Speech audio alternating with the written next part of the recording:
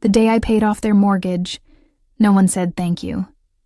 No cake, no card, no proud smiles. Just an email from the bank confirming the final payment, and the silence of a house that never really made room for me. I remember standing in the kitchen that afternoon, sunlight pooling on the chipped tile floor. Mom, though I hesitate with the word now, was at the sink scrubbing a pan like it had personally insulted her. Dad was out in the garage organizing tools that hadn't been touched since the Clinton administration, and my sister Leah was sprawled across the living room couch, scrolling through her phone like she'd just come off a 12-hour shift, when in reality, she hadn't held a job longer than a season. I cleared my throat. Hey, it's done. The mortgage. I finished. Leah didn't look up. Cool. Mom didn't turn around. Oh, that's nice, sweetie. That was it. Not even a nod from Dad. I waited for something more, maybe a look, a moment. But the room held nothing except the faint tick of the old clock above the fridge and the whisper of the ceiling fan. I told myself I wasn't doing it for praise, that I was just trying to do right by the people who raised me. But there's a difference between not needing a trophy and not even being acknowledged. The next week they gave Leah the master bedroom. No discussion. No offer. Just moved her stuff in while I was at work. She needs space, Mom said, not looking me in the eye. You're barely ever home anyway. I had 3 jobs, 2 part-time, 1 freelance. I was barely home because someone had to. Keep the lights on. That night, I lay on the futon in what used to be the guest room, now mine by default, and stared at the water stain in the ceiling. I could hear Leah's laughter through the wall, loud and unfiltered, like everything had finally gone her way. I didn't say anything. I just started staying later at the library after my shift. The silence there was kinder than the walls of that house. The real fracture happened on a Sunday. Mom was flipping through a binder of old paperwork at the dining table. Tax stuff, deeds, a mess of envelopes with fading ink and yellowing corners. I had come home early. Something about that day pulled me back. I leaned over her shoulder. You organizing the house stuff? She froze. A beat. Then she turned and looked at me in a way I'd never seen before. Half guilt, half annoyance. You know, we've always appreciated your help, but maybe it's time you understood something. I waited. The kitchen light buzzed above us. You're not really, one of us. My voice was barely there. What do you mean? You're adopted, she said, like it was weather, like it was obvious. We just never told you because we didn't want you to feel different. But now that you're older, well, it's time you knew. No warmth, no apology, just facts. And dust and a mortgage in my name. I remember blinking, trying to swallow the lump rising in my throat. So, all this time? Don't be dramatic, she sighed. We raised you, that's what matters. But it didn't feel like it mattered. Not anymore. I left the room before I could cry. Not because I was ashamed, but because I didn't want to give her the satisfaction of seeing it. I didn't sleep that night. I just lay there, under a blanket that smelled like dust and lavender, staring at the outline of the blinds across the ceiling. The word adopted kept echoing like it was spoken into an empty cathedral, bouncing off every bone in my body. Not because I was ashamed of it, but because now everything made sense. The way Leah always got the first slice, the better room, the louder praise, the easier forgiveness, the way I was always so mature, so independent, Such a helper. Never the one anyone checked in on. Just the one who held the ladder steady while everyone else climbed. I thought it was birth order. I thought it was just how some families worked. But no, they never saw me as their own, just the convenient one. The one who didn't ask for much. The one who paid the bills. The one who kept her head down and stayed grateful. I started seeing my childhood differently after that. Not in scenes, but in feelings. Little moments I'd buried too deep to name. Like when Leah pushed me down the stairs when we were 9, and Mom asked what I did to provoke her. Or when Dad gave her his old car at 16 and told me, "You don't need one, you're good with buses." How every photo album seemed to skip years I was there. Even Christmas morning, how my stocking was always misplaced, or filled last minute with hotel soaps and expired coupons. I thought it was funny, even joked about it. But now I saw it. I wasn't forgotten. I just wasn't included. A week after the adoption reveal, I walked into the kitchen after work and found a realtor sitting at the table. "Hey," Leah beamed, flipping her hair. "We're thinking of listing. Market's really good right now." I stared at her. "Listing the house?" Mom didn't flinch. "It's time. We're moving into something smaller. You're welcome to find your own place. Too, now that you're on your feet." I felt the ground sway beneath me. I'm the one who paid this house off. Dad, for once, looked up from his paper. "We never asked you to." That sentence hit me like a slap. I opened my mouth, but nothing came. Not rage, not protest. Just silence. A thick, bitter silence that settled deep in my chest. That night, I sat in my car, parked behind the grocery store, with the windows down and the engine off. I didn't cry. I didn't scream. I just thought about every night. I stayed late at my job so they could have Wi-Fi. Every birthday, I worked double shifts to make the mortgage payment on time. Every little thing I gave without being asked, because I thought love meant giving. But it turns out, I was just financing their convenience. I watched a moth bump softly against the windshield, its wings fragile in the twilight. And for the first time, I let the quiet inside me turn into resolve. Not anger. Not revenge, but something colder. A kind of letting go. I didn't speak to them for 3 days. Not out of spite, but because there was nothing left to say that they'd hear. Leah blasted music through the walls like she was throwing a pre-celebration for her new life.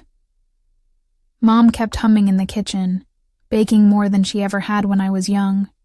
Pies and cookies she only made when Leah was happy. And Dad, he didn't look at me at all. On the 3rd morning, I woke up to find a group text blinking on my phone. Leah: "Hey, FYI, the agent's coming again today. She said we might be able to get an offer before next week. Mom, make sure you clean your room. We want it to look presentable." My room. The room they assigned me like a leftover storage closet. The house I paid off. The family I funded. I didn't reply. Instead, I pulled up my bank account, stared at the last few payments I'd made to the mortgage, and scrolled down to the account name tied to the loan.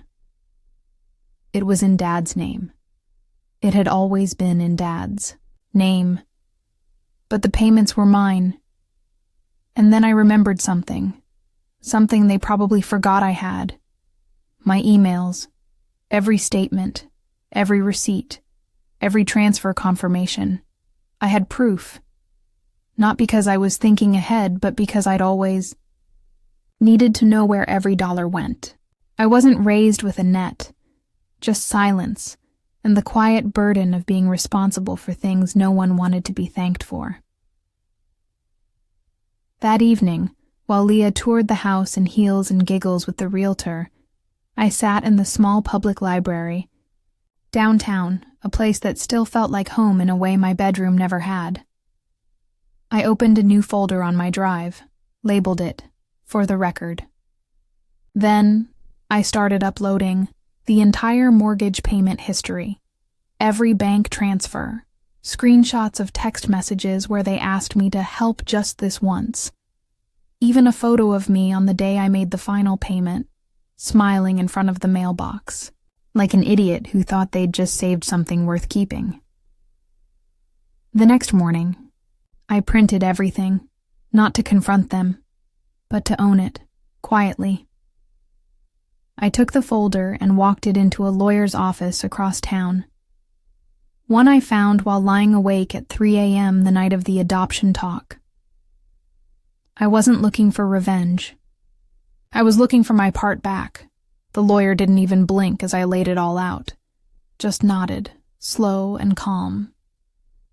"You don't have title," he said, "but if you can prove they accepted payments with an understanding that it was a loan or co-contribution, there's a case." "I don't want to sue," I said. "I just want them to know I could." He smiled at that, not kindly. More like he understood. "There's power in silence," he said, "especially when you're the one holding the documents." When I got home that evening, Leah was dancing barefoot in the living room, wine in hand, while Mom rearranged throw pillows for the next showing. They didn't ask where I'd been. They wouldn't have listened anyway. So I walked to my room, folded the legal copy of the document into an envelope, and slid it into the drawer next to my bed. I didn't need to use it yet, but they'd feel it soon. That quiet shift in the air, the pause in my tone, the withdrawal they didn't know was already happening. I wasn't leaving the house, not yet. But I was leaving them, piece by piece. A few days passed. The showings continued. They kept pretending I wasn't there. I stopped pretending I cared. The house that used to carry the scent of burnt coffee and old laundry now smelled like cheap vanilla candles and realtor optimism. I watched them wipe fingerprints off surfaces I had scrubbed for years. They laid out fresh towels in the bathroom I fixed when the plumbing went bad. Even Leah started calling it our family home in a tone soaked with ownership. Like the word family had ever included me. I didn't interrupt, didn't argue. I simply existed in the quiet spaces, and that was worse for them. Late one night, I heard a knock on my door. Not a polite one. Not angry either. Just hesitant. It creaked open before I even responded. Mom stood there holding a basket of folded towels like it was 1998 and we were pretending again. She looked at me the way someone looks at a coworker they forgot was still in the break room. "You've been distant," she said. I didn't respond, just tilted my head. She sighed, placing the basket down beside the dresser. "We're all adjusting. This is a transition and—" "You lied to me," I said. Calm, clear, final. She flinched at the directness. "We didn't lie. We just didn't tell you everything. We raised you. That should count for something." I met her eyes then. Really met them. "Did it count when I worked 3 jobs to keep your lights on? Or when I drained my savings to fix the furnace so Leah wouldn't have to wear a jacket inside?" She opened her mouth, closed it, picked at a thread on her sleeve like it might undo the moment. "You always wanted to help," she said softly. "You were good at it." That was the closest she would ever come to thanking me. And it wasn't enough. I looked at the basket. "You don't need to bring me towels. Just say what you came to say." She stood there for a long time. Then, finally, "Leah's expecting." The sentence dropped like a cold stone between us. "She's what?" "Pregnant," she said. "It's early, but we want this move to go smoothly. For her, of course. The house needed to be sold. The nursery needed space. I needed to be erased. She's going to need support," Mom added, "from all of us." I nodded slowly. And then I smiled. But it wasn't warm. It was the kind of smile that comes when you've already packed your feelings and sealed the box.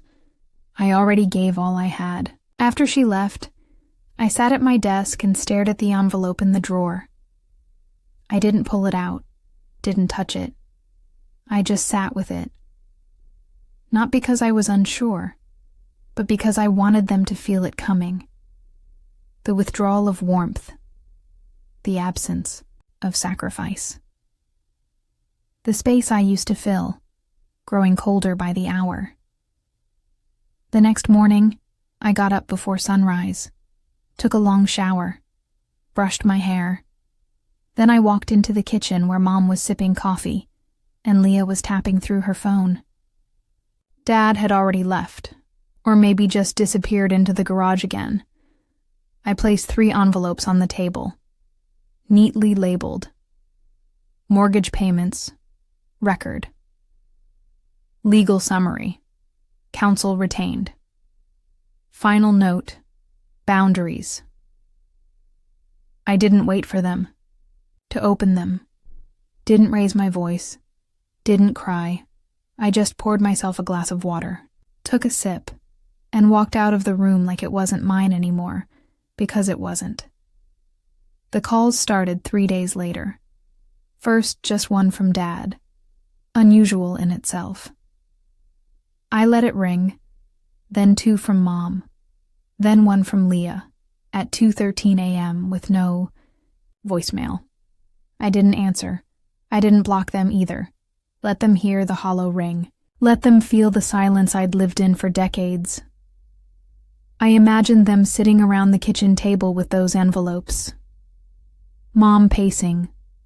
Leah flipping pages without really reading.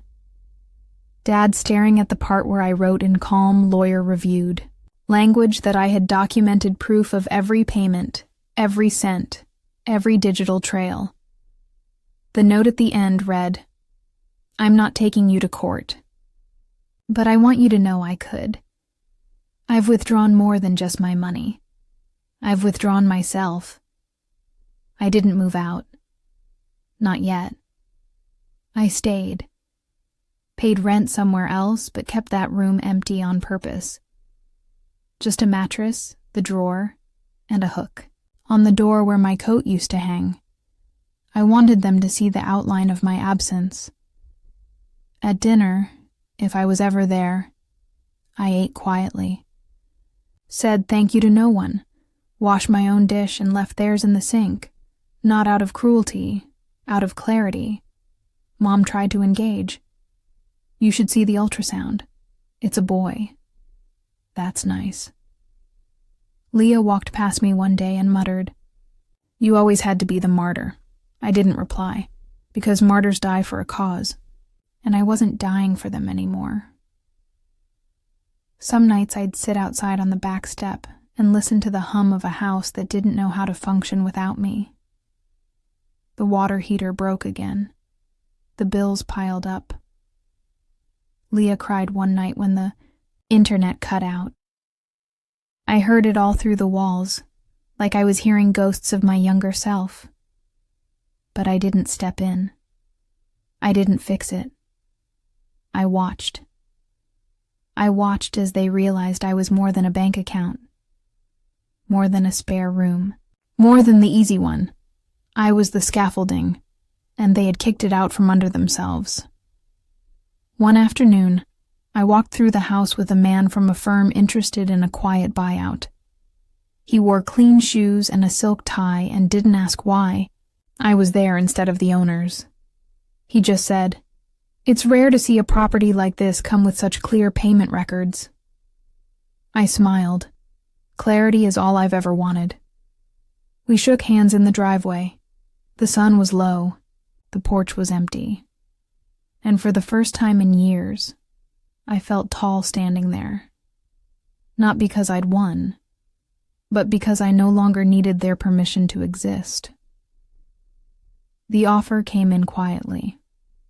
A sealed envelope slid under my door one morning like some unspoken truce. It wasn't addressed to me, but it was meant for me. They had gone through the lawyer. The house was being sold to the firm I connected them with. Clean, legal, no thank yous, no meetings. Just a silent severing of ties. I watched the for sale sign go up one afternoon from the end of the street. Leah still wouldn't meet my eyes. Mom tried once more, after dinner, standing stiff at the kitchen counter. We just thought you'd always be around. I looked at her hands. The same hands that never reached for me when I cried. The same hands that took, baked, arranged, praised Leah's every move like scripture. And I realized they weren't sorry I was gone. They were just shocked I'd left. I was always around, I said, voice steady. You just never looked. She nodded once and left the room. I moved out 2 weeks before the papers closed. I packed slowly, not because I was sad, but because I wanted to witness what I was taking with me. My mugs, my blankets, the books I bought to survive their silence. The last thing I took was the drawer itself. It was cheap wood, old, slightly cracked on one corner. But it had held the envelope. It had held me. I left the mattress. I left the towels she folded. I left the key on the counter. No note, just absence. My new apartment was small, second floor, no elevator, a little balcony with chipped paint and a view of a brick wall. But mine. I spent the first night sitting on the floor with a bowl of noodles and no Wi-Fi, watching the shadows move across the ceiling. It was quiet. But not hollow. It was mine. On the third morning, I got a message, not from them, from a name I hadn't seen in years. An old friend from college who used to say, "You always give so much to people who don't give back." They were in town. They wanted to meet. I hesitated. Then I looked around my little space. At the lamp I'd chosen, the rug I rolled out myself, the wall still bare and waiting, and I typed, "Sure, let's get coffee. I've got stories now." We met at a cafe that didn't exist when we were students. New, quiet, tucked on the corner where the bookstore used to be.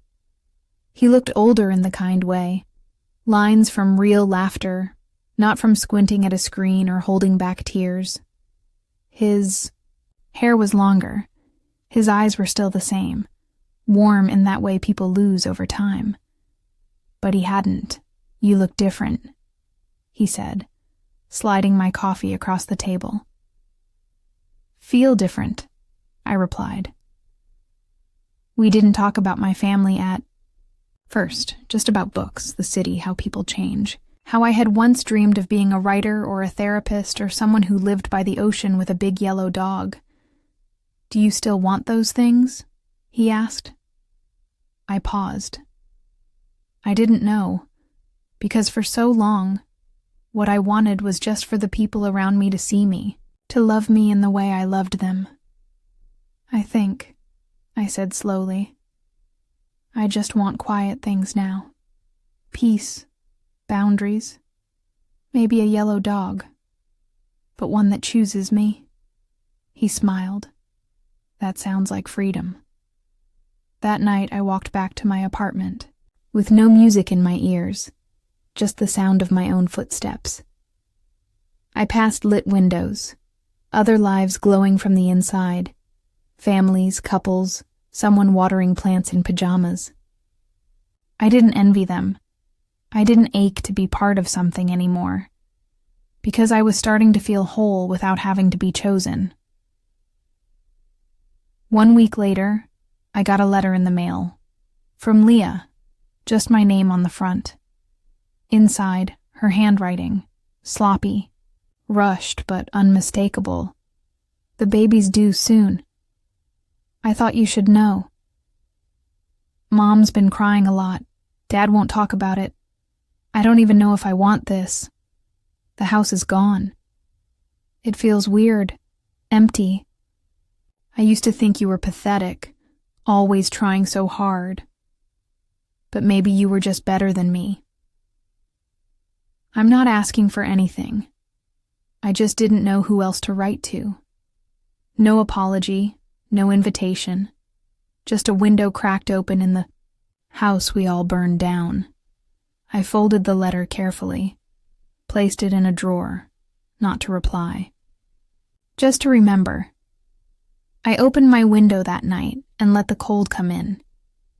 It smelled like change, like a breeze through a door finally closed.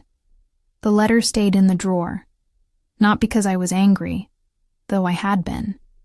Not because I didn't care, though I had learned not to give everything I cared about away. But because some doors don't need to be opened just because someone knocks. Some closures aren't reunions. They're remembering your own name and not whispering it this time. I didn't attend the baby shower. There was no invitation, but still, I didn't go. Mom posted a blurry photo online, one where Leah stood in front of a half-deflated balloon arch, cradling her stomach, smiling like everything had always been perfect. No mention of me. No tag. Just the caption, "Grateful for family today." I didn't cry. I just stared at it a moment, then clicked log out. In spring, I got a job at a quiet nonprofit downtown. Nothing glamorous. Just real work, kind people, and a window that overlooked the city's slower heartbeat. I walked to work. Watered the plant on my desk. Left on time. People asked if I had siblings. Sometimes I said no. Sometimes I said, kind of. No one ever pushed further, and I never offered. One night, I sat on my small balcony under soft lights. I strung myself. A yellow dog barked in the apartment across the alley. Somewhere, someone was burning toast. I held a cup of tea and watched the moon hang low and ordinary. I didn't miss them. I missed who I had tried to be for them. That version of me. The girl who thought if she was helpful enough, quiet enough, small enough, maybe love would stay. But I had let her go too, with grace, with ache, with peace. Some goodbyes don't sound like slamming doors. Sometimes they sound like silence that no longer hurts.